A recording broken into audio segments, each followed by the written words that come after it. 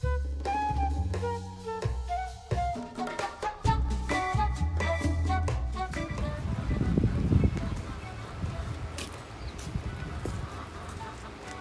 and welcome again to this fucking house. Alright, today we're doing a tile flooring.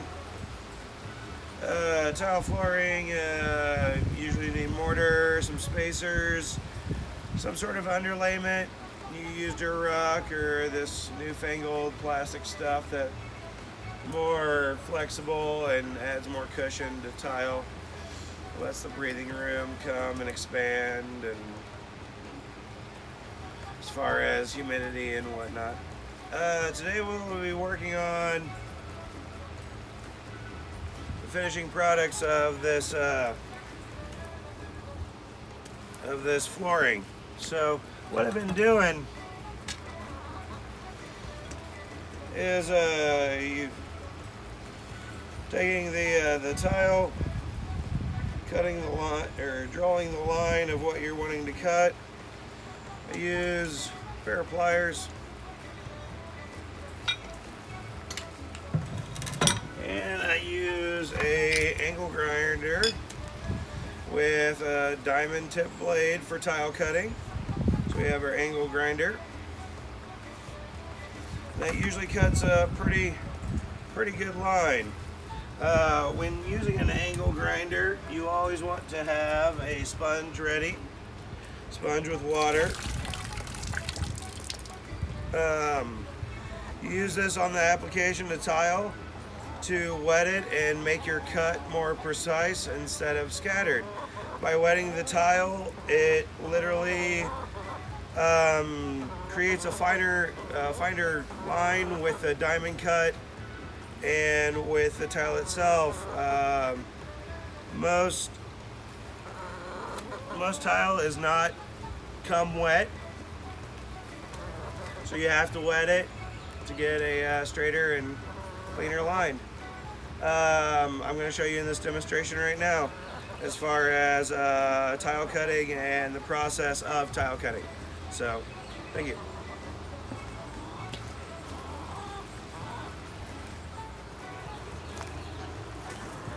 Tile cutting is simple. You just got to know what you're cutting at first. So that's going to be your that's going to be what we're going after right there, is that little line. So what we do first is we make sure that our blade is on tight. Make sure it's screwed down good. Make sure you have safety glasses. Safety glasses are very important when cutting tile, as there are a lot of particles that are chaotically flying at your face.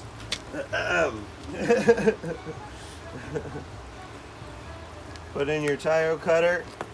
What we're going to do first is we're going to wet our tile. What I find is the best methodology is to have a sponge. Literally, you just dab a little sponge, put a line over your tile. Our line is still there. Dust off your hand on the back of your pants. Here we go.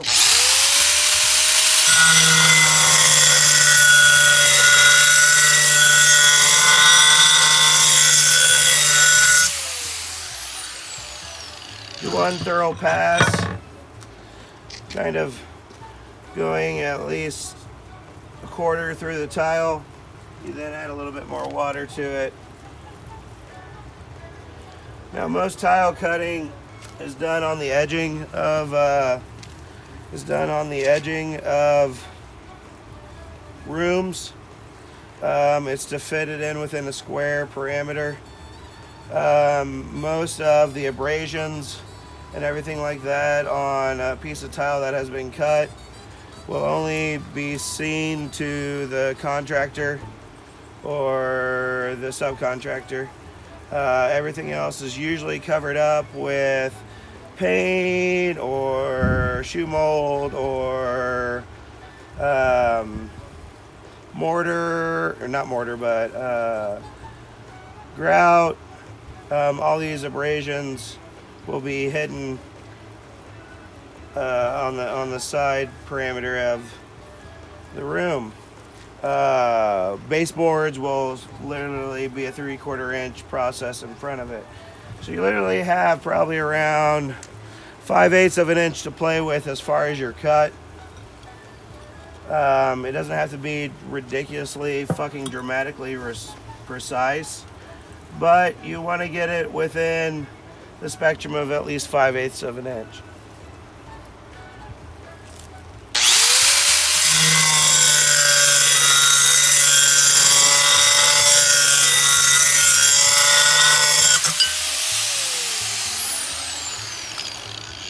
So there we go.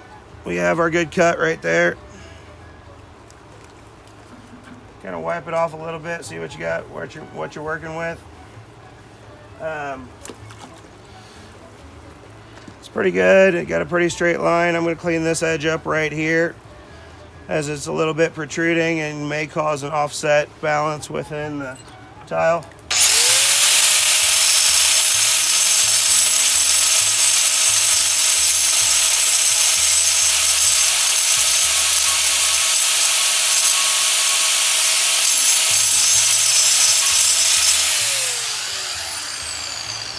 There we go, we cleaned up that edge a little bit, give it a good dunk.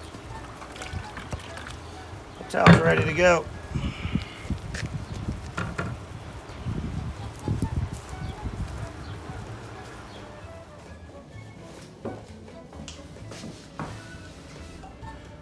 Okay, so here we have our mortar. We have Superflex Ultra Premium Thin Set Mortar. This runs $60 a bag. It is for mostly flooring or any other applications that's going to have any sort of movement on top of the tile. Here we have the Ultra 6 Plus. This is going to be used for the wall of the bathtub, and it's not as flexible as this, but there's still good adherence. I mostly choose this because there's not going to be a lot of pushing or physical weight on top of these tiles for the wall. So ultimately, that's why I chose this. It's not super flex, but it's still going to do the job. Okay, so when laying tile, you need a mortar. Put Superflex under the underlayment, and I'm putting Superflex on top of the underlayment for the tile and for the tile to adhere to. I usually, as far as mortar to water ratio, there really isn't a mortar to water ratio. You're just looking for a basic kind of consistency of like peanut butter. That's the best way that I can explain it. You're looking for a peanut butter like consistency with your mortar when you put it down for the tile to go on top of. So after going back and forth with this mortar compound and just simple water, we've reached a peanut butter like consistency. It's just back and forth between the two, not too runny. Looking for peanut butter. We're not looking for crunchy. We're not looking for almond butter. We're looking for peanut butter.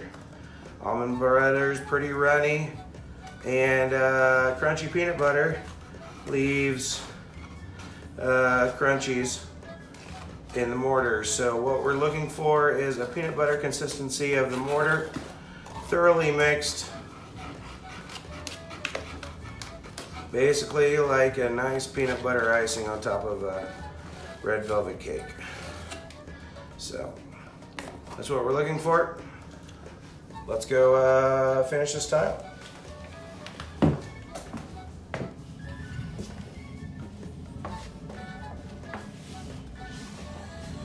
Okay, so here we have our tile.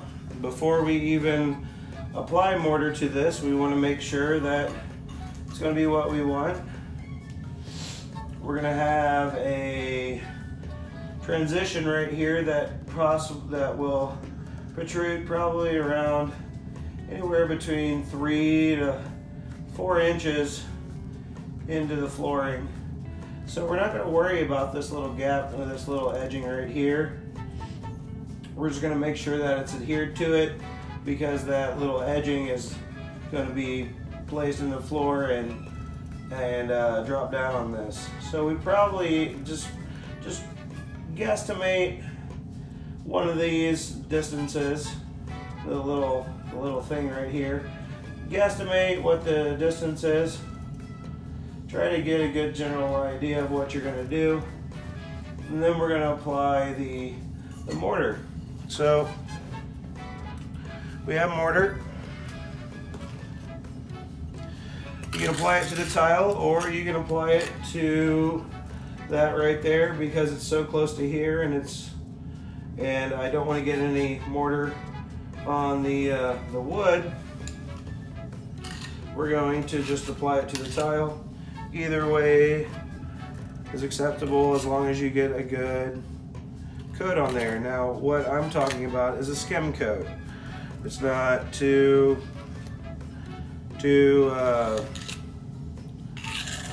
thick. It's not too thin. It's a skim coat. You want to at least get enough onto the tile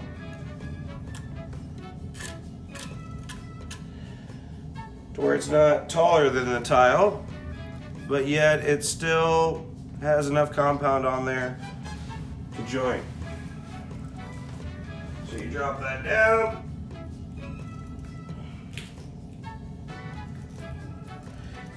Now, when applying tile, you don't just lay it on the ground. You kind of work it into whatever subfloor you have.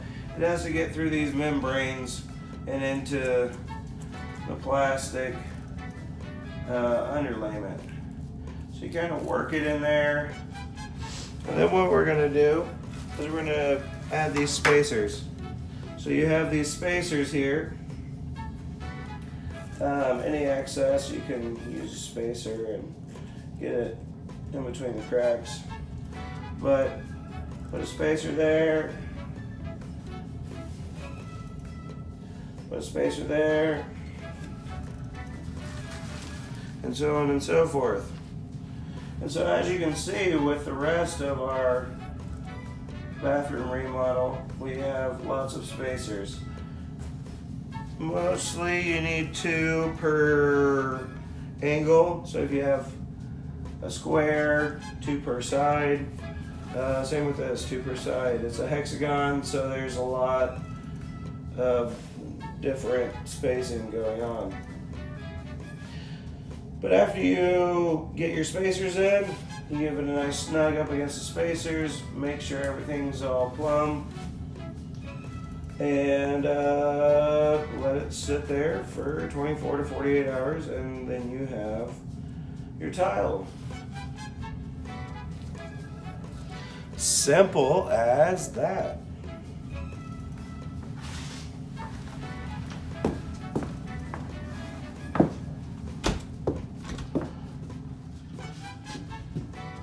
Wanted to thank everybody for watching another episode of This Fucking House.